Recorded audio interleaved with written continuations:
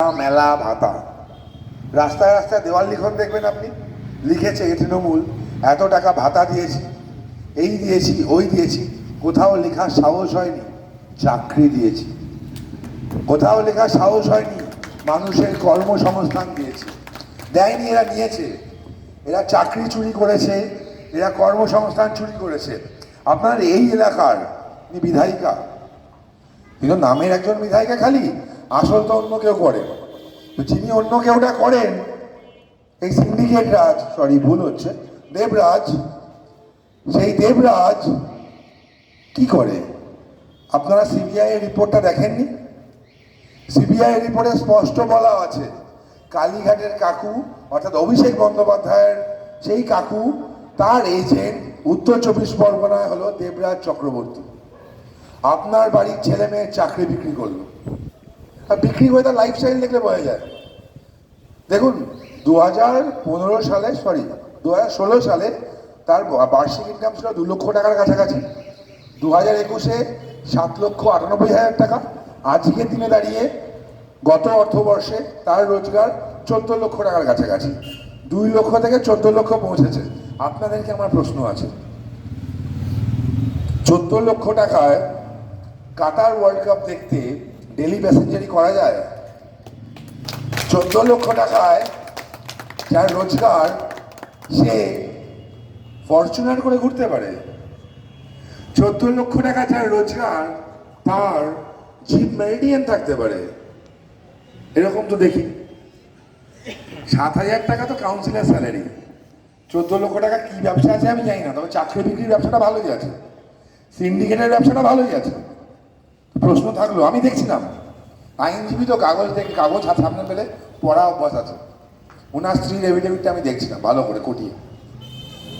সম্পত্তির হিসাব দেখলাম, গাড়িগুলোর হিসাব দেখলাম, ইনকাম দেখলাম। গাড়িগুলোর দাম সম্পর্কে লেখা আছে, কমিয়ে লেখা আছে, দামগুলো আমরা জানি। 18 লাখ টাকায় ফরচুনার হয় না, দেবরাজ বিক্রি করলে এখনই কিনে নেবো। আর সাদা টাকায় কিনবো, কালো নয়, সাদা টাকায় কিনবো। এবার হচ্ছে একটা লোন নেই, কার লোন নেই, কোত্থেকে আসে টাকাগুলো, টাকার উৎস কি? প্রশ্ন করুন, প্রশ্ন করাটা আজকে খুব দরকার। এলাকার নিকাশি ব্যবস্থা সম্পর্কে নতুন কিছু বলার নেই। প্রত্যেকটা এলাকায় দুয়ারে সুইমিং পুল প্রকল্প চলছে। বর্ষাকালে দীঘার ঢেউ চলে, আপনারা তো ঢেউ দেখতে পান না। আমি চিনার পার্কে থাকি, আমি দীঘা পুরী দুটোর ফিলই পাই বর্ষাকালে, যেরকম ঢেউ শুরু হয় ওখানে। মাঝে মাঝে মনে হয় গাড়ি টাড়ি বিক্রি করে দিয়ে নৌকা কিনি। তবে এবার যা রাস্তা তৈরি করেছে, যা রাস্তা বানিয়েছে, নৌকা আপনাদের প্রত্যেকের বাড়ির ভিতরে লাগবে, নৌকা আপনাদের প্রত্যেকের বাড়ির ভিতরে লাগবে। রাস্তাগুলোর ফলে প্রত্যেকের বাড়িতে জল ঢুকবে। নিকাশি ব্যবস্থা আরও শেষ। 1100 কোটি টাকা কেন্দ্র সরকার পাঠিয়েছিল এলাকার উন্নয়নের জন্য, হয়নি। নিকাশি ব্যবস্থা উন্নয়নের জন্য পাঠিয়েছিল, হয়নি। বাগজোলা খাল সংস্কার হয়নি। বাগুইয়াটির ভিআইপি রোডের দুধারে যে ক্যানেলগুলো ছিল, নয়নজুলি যেগুলো ছিল, সেগুলো কোথায়? নয়নজুলিগুলো গেল কোথায়? বিমাননগরের ট্রেনটা অর্ধেক আছে অর্ধেক নেই, তার উপর ফ্ল্যাট হচ্ছে। এয়ারপোর্টের ধারে একটা প্রজেক্ট হচ্ছে কৈখালিতে, জানেন আপনার নাম? বায়ু এয়ারপোর্টের জমিতে প্রজেক্ট। ইডেন গ্রুপ নাকি বানাচ্ছে, স্পেসিফিক খবর আছে 40% টাকা আপনাদের বিধানসভার এক কয়লা চোরের। আপনাদের বিধানসভার এক কয়লা চোরের, যে কয়লা চুরির টাকা বীরভূম থেকে এসকর্ট করে সাদা ফরচুনারে করে এখানে নিয়ে আসতো। খোঁজ নিন কে, সব হিসাব ফেলবো। প্রথম দিন বলেছিলাম চাকরি চুরিতে যুক্ত আছে, হিসাব দেব, আপনাদেরকে দিয়েছি। আমি প্রেস কনফারেন্স করে কাগজ দেখিয়েছি, কোর্টের কাগজ। এই সবকটা চোরের হিসাব দেব।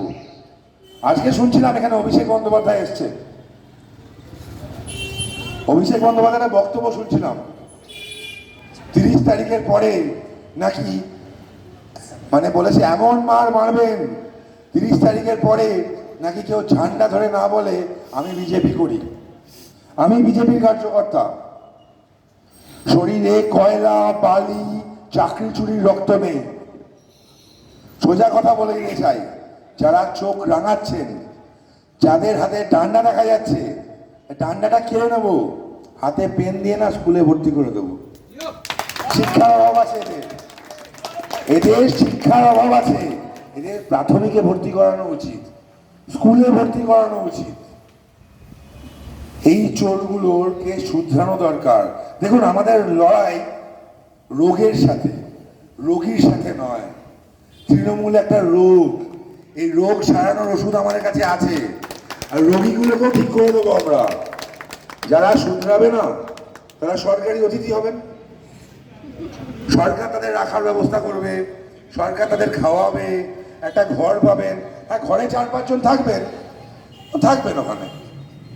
আবার বলছি, গণতন্ত্রে গণদেবতা শেষ কথা বলে, গণতন্ত্রে মানুষ শেষ কথা বলে। বিধানসভায় কি হবে না হবে মানুষ ঠিক করবে, কোনো দাদা ঠিক করবে না। আপনারা নিজের ভোট নিজে দিন। ভারতীয় জনতা পার্টির প্রার্থী আমি, এই এলাকার ছেলে। আমার সারনেম নিয়ে অনেকে বলছে আমি নন বেঙ্গলি, বহিরাগত। আমি এতক্ষণ ধরে উর্দুতে কথা বলছিলাম কিনা আমি জানি না। বাংলা স্কুল, বাংলা মাধ্যম একটা স্কুল, সেখানে আমার পড়াশোনা। আমার এলাকায় বড় হয়ে ওঠা এক উদ্বাস্তু পরিবারের সন্তান আমি। হ্যাঁ, আমার সারনেম তিওয়ারি। আমার বাপ ঠাকুরদা তাদের পদবি পাল্টায়নি, ধর্ম পাল্টায়নি, তাই জন্য আজও আমি একটা গর্বিত হিন্দু। বাংলাদেশ থেকে পালিয়ে আসতে হয়েছিল। আমার মা চট্টগ্রামের, বাবা কুষ্টিয়ার, ঢাকা ইউনিভার্সিটির গ্র্যাজুয়েট তিনি। সব ছেড়ে, সব কিছু ছেড়ে চলে আসতে হয়েছিল এখানে, কারণ তারা ধর্ম পাল্টায়নি। লড়াইটা ধর্ম রক্ষার। ধর্ম মানে শুধু হিন্দু বা মুসলমান ধর্ম নয়, ধর্ম মানে হলো ন্যায়, ধর্ম হলো আইনের শাসন প্রতিষ্ঠা করার। আবার বলছি, কোনো দাদাগিরি চলবে না। দাদাগিরি শেষ, তৃণমূল শেষ, তৃণমূলের বিদায় আসন্ন, তৃণমূল চলে গেছে। এবং 4 তারিখ এতক্ষণে পশ্চিমবঙ্গের বিভিন্ন জায়গায় মানুষরা গেরুয়া আবির খেলে ক্লান্ত হয়ে হয়তো বাড়ির পথে যাচ্ছে। এই বিধানসভায় পদ্মফুল ফুটছে, কারণ এই বিধানসভায় শিক্ষিত মানুষের বাস। তারা রাবার স্ট্যাম্প চায় না, তারা কোনো সিন্ডিকেট রাজ চায় না, তারা কোনো চোর চায় না, তারা চোখ রাঙানি চায় না। আমি আপনাদের প্রমিস করে যাচ্ছি, নির্বিঘ্নে ভোট হবে। নিজের ভোট নিজে দিন। আমি বিজেপি প্রার্থী হিসাবে আপনাদের কাছে ভোট চাইতে আসছি, ভোট ভিক্ষা করছি। তাও বলছি, যাকে খুশি ভোট দিন, নিজের ইচ্ছায় ভোট দিন, নিজের ভোট নিজে দিন।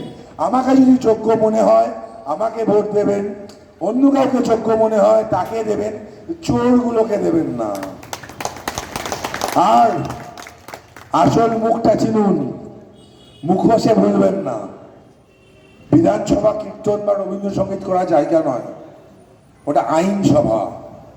আপনাদের কথা হবে সেখানে, আপনাদের সুবিধা অসুবিধার কথা হবে। তো আইনসভায় ঠিকঠাক লোক বজায়, সেই দায়িত্ব আপনাদের। তো এখনো পর্যন্ত যা হিসাব, এই বিধানসভায় পদ্মফুল ফুটছে, আপনারা ভোটাচ্ছেন, খালি মার্জিনটা ডিসাইড হবে 15,000 না 20,000। বক্তব্য আর দীর্ঘায়িতা করবো না, ধন্যবাদ।